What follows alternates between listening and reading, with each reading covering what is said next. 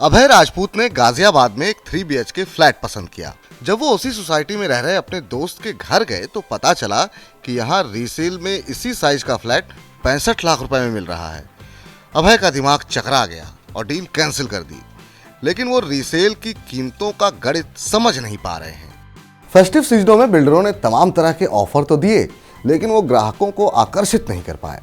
अब निर्माण लागत में लगातार वृद्धि के कारण बिल्डर ऑफर तो दे रहे हैं, लेकिन कीमतें घटाने की स्थिति में नहीं है। इसके उलट कुछ बिल्डरों ने 5 से 10% तक दाम बढ़ा दिए हैं। आने वाले दिनों में फ्लैटों के दाम और बढ़ने के आसार बन रहे हैं। ऐसे में जिन लोगों ने मोटे मुनाफे के लिए आवासीय परियोजनाओं में बड़ा निवेश किया हुआ है, अब वो अपने फ्लैटों की बिकवाली कर रहे हैं। कारोबार संबंधी विभिन्न कारणों से बिल्डर अपने फ्लैट के दाम घटाने की स्थिति में नहीं है, जबकि फाइनेंसर और चैनल पार्टनर अब कम प्रॉफिट मार्जिन पर अपनी इन्वेंट्री को खत्म करने की कोशिश कर रहे हैं। रियल्टी रिसर्च फर्म लियासिस फोरस के अनुसार इस समय देश में 12 लाख मकान बिकने को तैयार हैं। इनमें से 1 लाख मकान रेडी टू मूव हैं। मांग के अभाव में बिल्डरों के पास इन्वेंट्री बढ़ती जा रही है। ऐसे में बिल्डर से सीधे फ्लैट खरीदने की तुलना में रीसेल में की गई डील 25% तक सस्ती पड़ सकती है। रीसेल में ये जरूरी नहीं कि फ्लैट पुराना ही होगा। रियल एस्टेट क्षेत्र की रेटिंग एवं रिसर्च फर्म लियासिस फोरस के फाउंडर एवं MD पंकज कपूर कहते हैं कि किसी प्रॉपर्टी के खरीदने और बेचने में ब्रोकर्स की भूमिका काफी अहम हो गई है। कोई परियोजना लॉन्च होने से पहले ये ब्रोकर बिल्डर से बल्क में फ्लैट खरीद लेते हैं।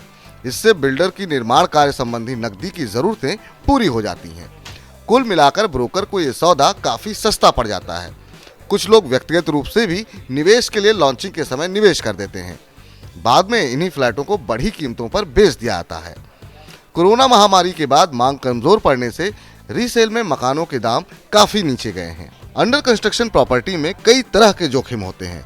रीसेल में प्रॉपर्टी खरीद रहे हैं तो ये जोखिम काफी हद तक कम हो जाते हैं। रीसेल में मकान खरीदने का विकल्प सस्ता पड़ता है। उदाहरण के लिए साल 2016 में ABC बिल्डर ने राजनगर एक्सटेंशन में एक आवासीय परियोजना लॉन्च की थी।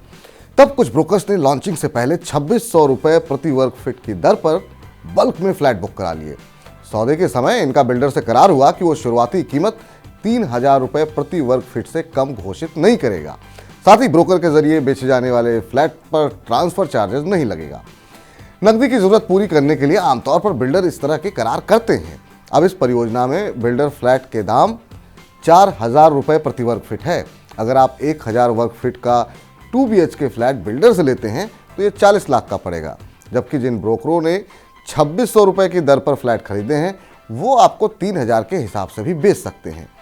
इस दर पर बेचने से वे भी मुनाफा कमा लेंगे और इस तरह ब्रोकर से रीसेल में खरीदा हुआ फ्लैट 25% तक सस्ता मिल सकता है। जो लोग यहाँ 2-4 साल रहने के बाद फ्लैट बेच रहे हैं वे इससे भी कम दर पर बेच सकते हैं।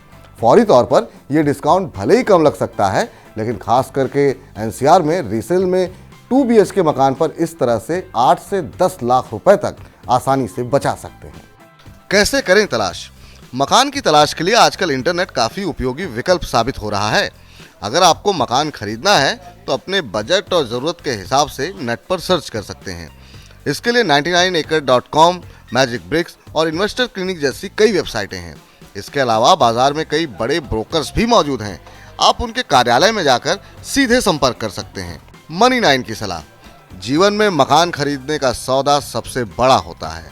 इस मामले में जल्दबाजी करने की कोई ज़रूरत नहीं है। आपको जिस क्षेत्र या प्रोजेक्ट में मकान खरीदना है, सबसे पहले उसकी कीमत के बारे में जांच पड़ताल करें। बेसिक प्राइस के अलावा बिल्डर और क्या क्या शुल्क ले रहा है, इसके बारे में पूरी जानकारी जुटाएं। इसके बाद रीसेल में फ्लैट बेच रहे ब्रोकर से बातचीत करें। अब ये देखें कि बिल्डर और ब्रोकर की कुल कीमत में कितना अंतर है। सौदे के दौरान मोल भाव करने में कतई संकोच ना करें। यह आपका मौलिक अधिकार है।